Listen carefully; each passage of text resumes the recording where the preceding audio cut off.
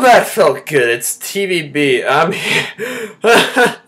As you can see, I'm here to review the new Wimpy Kid movie, Diary of a Wimpy Kid: The Long Haul, the fourth installment in this epic franchise where Greg has to go on a road trip with his family, but he wants to sneak off to his gaming expo event thing, whatever it's called, in the middle of the process. So he, and with help from his brother Roderick, had to sneak out and get away from his family road trip, and along the way, plenty of mischief ensues. Yay! Okay, I knew this movie was doomed as soon as I knew it was announced for four reasons. One, this is the fourth installment in a not-so-acclaimed franchise. Those are always a risky bet. Two, it has been 5 years since the last Diary of a Wimpy Kid movie. That was Diary of a Wimpy Kid, Dog Days. I hate that movie. It was garbage.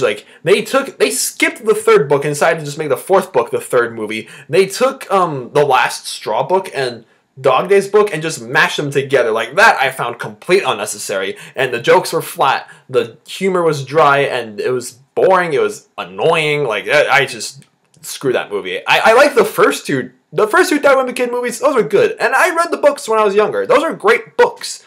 The third reason, you know how Dog Days is guilty of skipping a book? Well, guess what?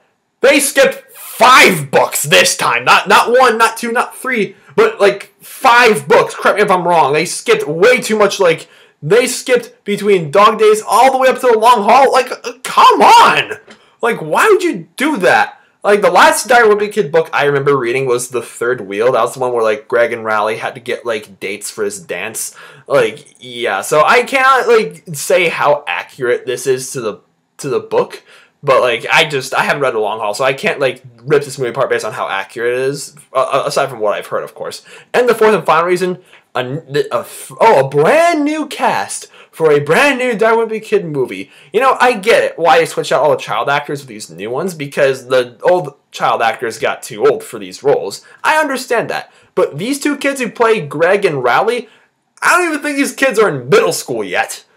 Or I don't think they should be, at least. And they even switched out the parent actors. Why would you do that? Why would you switch out the actors who played Greg's parents? The two actors in the first 3 movies were fine, and those actors probably need the work too. So why did you just get new ones? It was so needless. And then those were the reasons why I knew this movie was gonna bomb. But this movie, now finally seeing it, it's not as bad as I thought it was gonna be. This is not getting a 0 out of 10 stars. I'm sorry, but it's not. But that's not excuse. But guys, trash is trash, and that does not excuse this movie from being a piece of trash. Remember how I said the whole new cast? Yeah, the acting in this movie is heinous. Just look at the trailers. Do you see the facial expressions they are giving? Oh jeez Louise. And yeah, again, I'm gonna keep bringing this up, but they didn't need to change out the actors that much. I mean, as a matter of fact, the only character I found sorta likable was Roderick. He's got some interesting moments. If I had a younger brother, I'd probably act like Roderick in this movie. But it comes to a point where it's okay, Roderick, we get it. You want your van fixed for your stupid metal band, but you don't have to keep beating us over the head with it, that sort of thing. And this film's writing,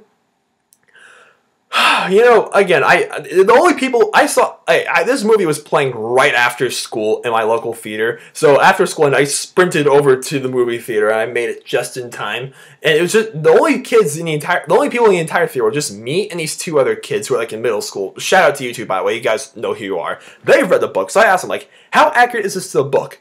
Apparently, they added a lot of stuff to the book that didn't happen. They added a lot of stuff to this movie that didn't happen in any of the books. Yeah, Dog Days was garbage, but at least it moved around events from the book just to be stuffed into this movie. This movie has this whole thing where Greg wants to meet this one YouTuber he likes called Digby.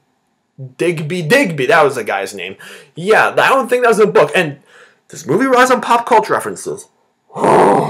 Greg becomes a meme in the beginning of the movie, and he's oh no, I'm gonna be stuck like this for life. No, dude, there's plenty of dead memes. Just give it 5 years.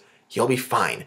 And this, he has planned to get away from this like family vacation to sneak over to this like gaming expo event, and he's just gonna be like, oh, I'm gonna meet Digby. I'm gonna be on my YouTube videos. I'm gonna start my own YouTube channel one day. I'm gonna get rich and famous off that. That is horrible advice for kids. I know kids are very easily influenced. I shouldn't be that worried about this film's message, but kids, to any of my like middle school kids or younger that are watching this, I've been making YouTube videos. Me, a senior in high school who's basically an upcoming freshman in college at this point, I'm making YouTube videos for 3.5 years right now, and I haven't even hit 300 subscribers yet, and I haven't gotten paid at all.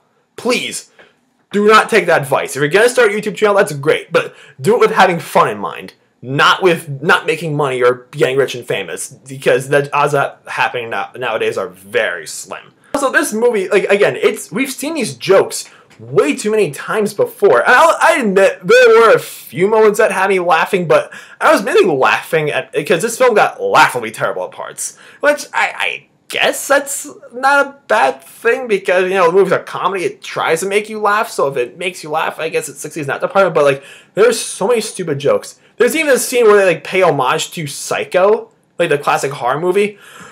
I was just like, you're gonna do this to us, movie. Okay, yeah, what time is it? Okay, yeah, I gotta be sorry tonight anyway. That's basically the whole movie. I'm just like waiting the entire time. It's hard for me to be bored with movies. I wasn't exactly bored. I was really just annoyed, and I really just like I went cinema sins on this movie, like how I did with Ice Age Collision Course. Yeah, I just point out things that are wrong with this movie the entire time. That was fun, but it doesn't excuse this movie's a piece of trash. Oh, and the film's ending. Without spoiling it, it was probably one of the biggest WTF movies I've ever seen in a movie. Just saying. Okay, guys, I think I've yelled about this movie quite enough. I was just like, you know, I knew this movie was gonna be terrible, and and it's not as horrible as I thought it was gonna be, but like I said, trash is trash. So, Diary of a Wimpy Kid: The Long Haul gets a 1 out of 10 stars. It is a garbage film. Okay, please, viewers, don't see this movie. Just wait for it to come out like on Netflix and have your friends over and just get wasted and then watch it. Like, even then, you're still probably gonna hate it, but oh, who cares? I don't condone underage drinking. Just saying. But anyway, what is your least favorite book to film adaptation you've ever seen? Let me know in the comments down below and subscribe if you're new to this channel, please. My name is TVB9. I will see you guys later. Don't watch this movie.